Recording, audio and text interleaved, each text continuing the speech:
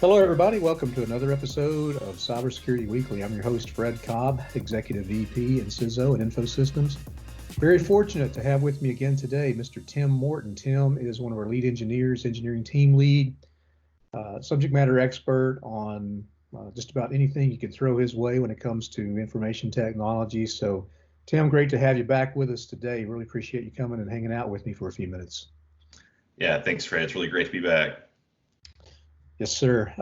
So we have been running a series on the Center for Internet Security, Critical Security Controls, and we are up to Lucky 13. We've been moving right along through this series.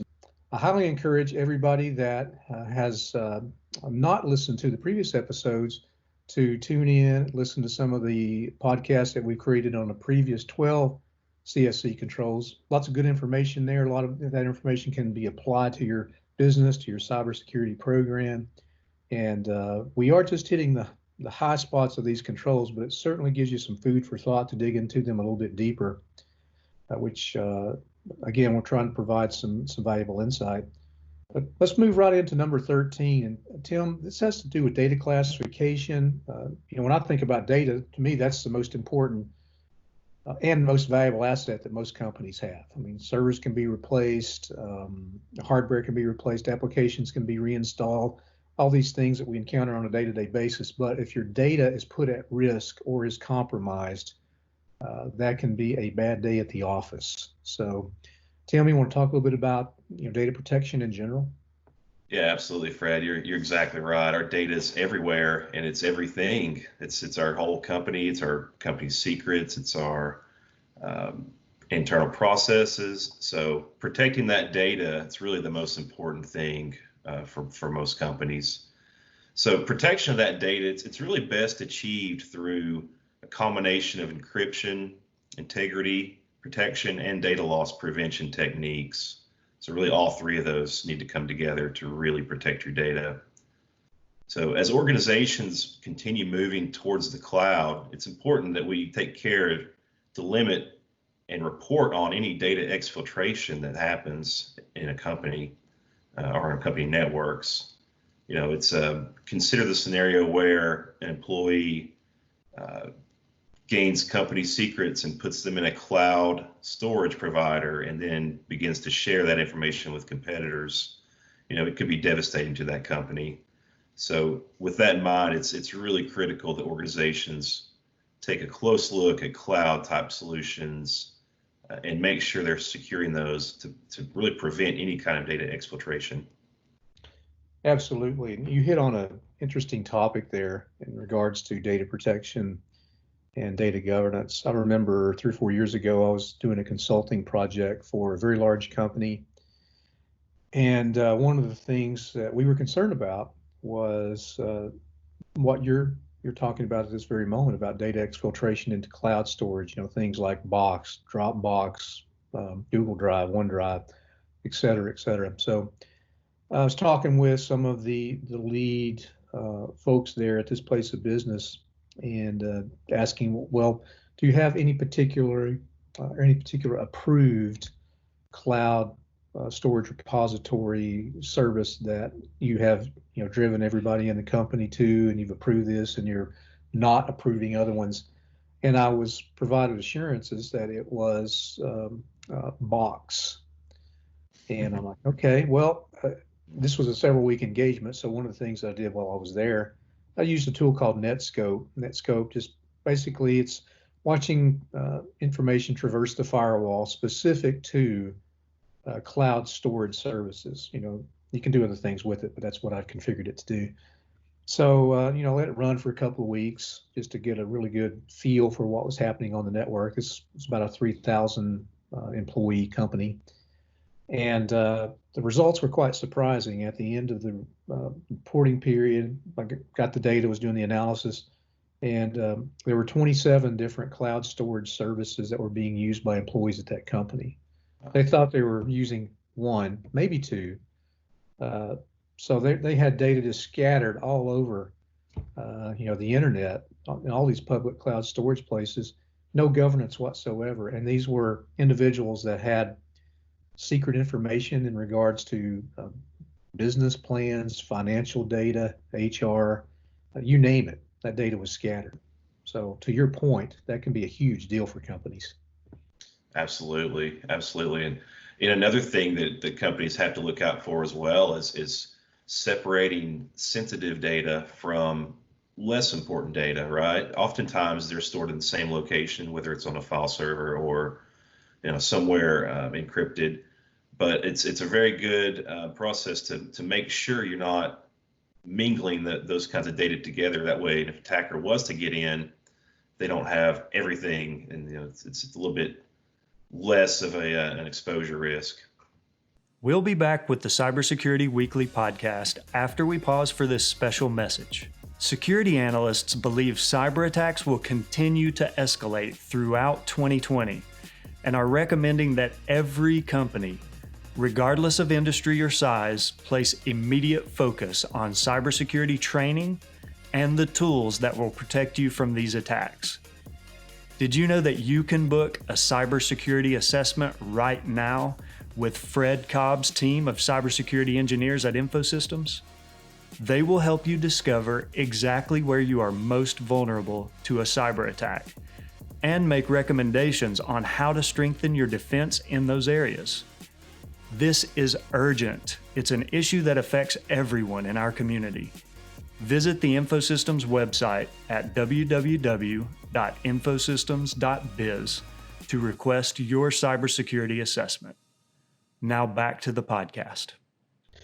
I think too many companies out there too, the point you just made about separating the data, they don't have a way of classifying the information or a good way. In other words, you could take the approach that all data is top secret and we must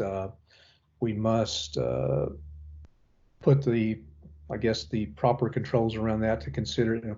When I say top secret, I don't necessarily mean government classified top secret information. Let's say it's considered top secret to the business, or business sensitive is a good way of putting it, business critical. When you commingle that with the company picnic pictures and things that are just for general consumption, if it made it to the 6 o'clock news, nobody would care, or the front of the newspaper, nobody would care.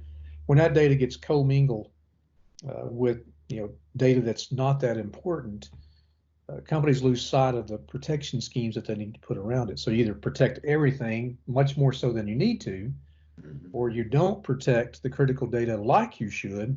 Whereas if you have a data classification, you identify that sensitive information, you put the proper security wrappers around just that information, and typically you can do 2 or 3 levels of classification to cover every type of data in your company, wouldn't you say?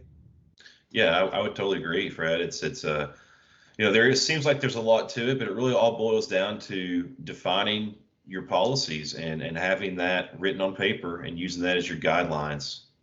Yes, and it's very important to bring in some type of technology like data loss or data leak prevention. If you don't have a way of, before you bring that system online, it has to understand your different data classification types, and it takes some of the guesswork. A lot of the DLP solutions take some of the guesswork out of, hey, we need to let you know before this data leaves your company. But still, there's going to be very specific data types to any organization that have to be defined in a data loss or data leak prevention type solution. So if you don't classify your data first, you're going to struggle to get those solutions implemented. Yeah, absolutely. Classification is step one in any DLP solution.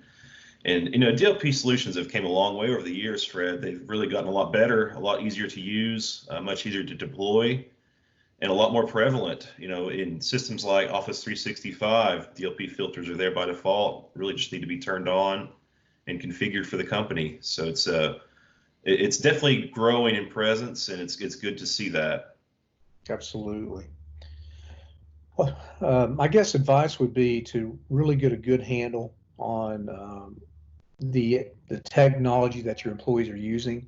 The last thing you want to have happen, and I've been involved in situations where an employee prior to leaving a company, maybe going to a competitor, and I hate to say this, but I've seen it all pretty much when it comes to these types of things. seen a situation where employees that are getting ready to leave would they would exfiltrate data out into maybe a box or a drop box without the company knowing it. Then they turn their notice in, they leave. The company assets, and sometimes it's the company's golden eggs.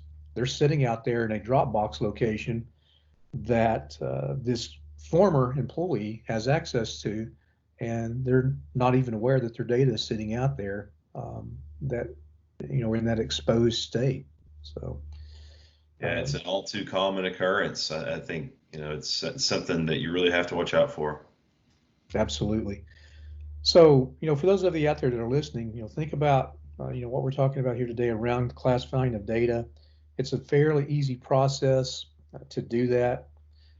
Think about putting the different types of access control. Come at it with a zero trust perspective on your data when you're thinking about how loose should I be with some of my controls.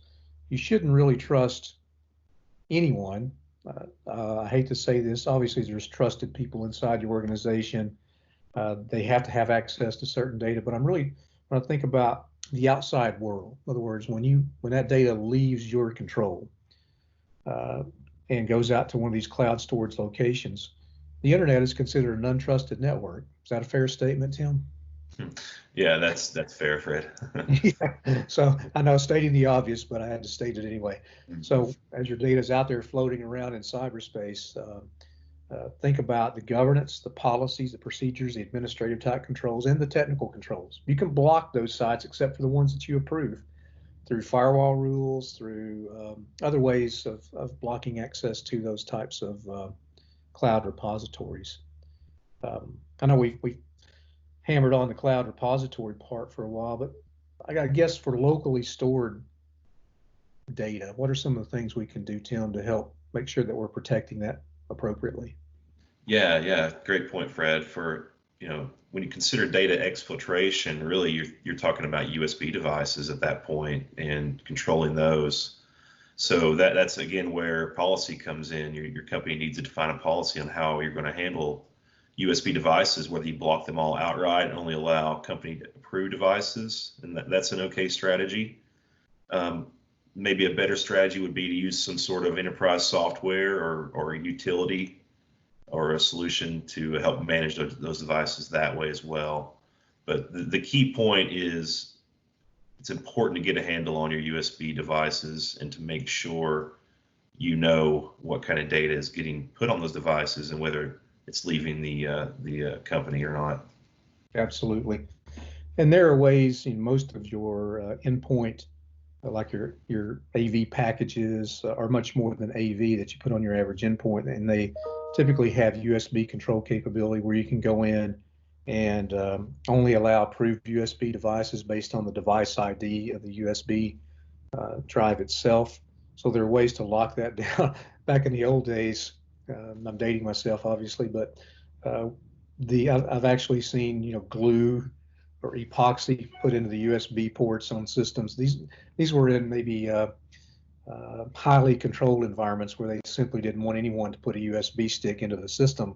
That's a little bit archaic and crazy by today's standards, but I've again seen that happen. But at a minimum, if you allow the use of USB sticks, your policy needs to say you must encrypt those USB drives because they can fall out of a pocket, they can be left in a system somewhere, and if there's client data, sensitive company financial information, you name it, on a removable drive, and you get a lot of data on a removable drive now, you're opening yourself up for a data breach or a leak of company information. Yeah, you're exactly right, Fred. It goes back to the combination of encryption, integrity protection, and DLP techniques. That's really what you have to do to protect your data. Yes, don't forget the CIA triad, everybody: the confidentiality of data, the integrity of that data, and also the availability of that data. So can't stress that enough. Exactly. Well, Tim, let's go ahead and put a wrap on today's show. Thanks again for joining me, and a great discussion topic around data classification, data governance, protecting your information assets, uh, in particular your data, from getting into nefarious hands, getting a tight control over where you're storing it, how you're storing it. Think about data retention as well. That's an important topic. It's often overlooked, but you need to have a good retention policy to figure out how long you want to keep that sensitive information. What does the business need? And don't do anything beyond that. It would be a recommendation. But anyway, great discussion. And for those of you out there listening, thank you so much for tuning in. We'll continue with our series. We'll be bringing CSC Controls 14 through 20 to you in the next few episodes, and then we're going to be venturing off into some other very important topics in the cybersecurity realm. So thank you everyone for tuning in. We'll see you soon.